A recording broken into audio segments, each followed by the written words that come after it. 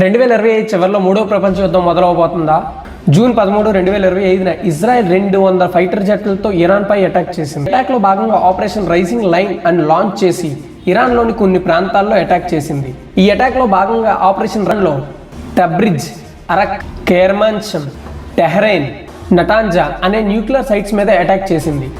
ఇరాన్లోని కొంతమంది army చీఫ్ని, ఐర్ అఫీషియల్స్ని, nuclear సైన్సిస్ట్ని attack చేసి వాళ్ళని మట్టుపెట్టింది. అయితే ఇరాన్ కౌంటర్ అటాక్గా 200 పైగా డ్రోన్స్ తోటి ఇజ్రాయెల్ మీద అటాక్ చేసింది. ఇజ్రాయెల్ క్యాపిటల్ అండ్ ఇజ్రాయెల్లో కొన్ని భాగాలు దెబ్బతిన్నాయి. ఇజ్రాయెల్లోని ఐరన్ డోమ్ కూడా కొన్ని అటాక్స్ని తట్టుకోలేకపోయింది. అయితే ఈ వార్కి సంబంధించి ఇజ్రాయెల్ ఇరాన్పై ఎందుకు అటాక్ చేసింది, అసలు ఎందుకు అటాక్ చేయాల్సి వచ్చిందనేసి ఒక ఫుల్ రిపోర్ట్ తయారు చేసి రిపోర్ట్ లాంచ్ చేసింది.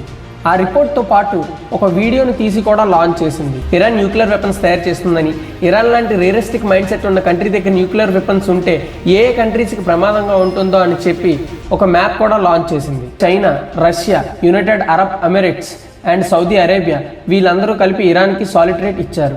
అమెరికా అండ్ ఇండియా మాత్రం న్యూట్రల్గా ఉన్నాయి. మీరు ఏ దేశానికి సపోర్ట్ చేస్తున్నారో కింద కామెంట్లో రాయండి.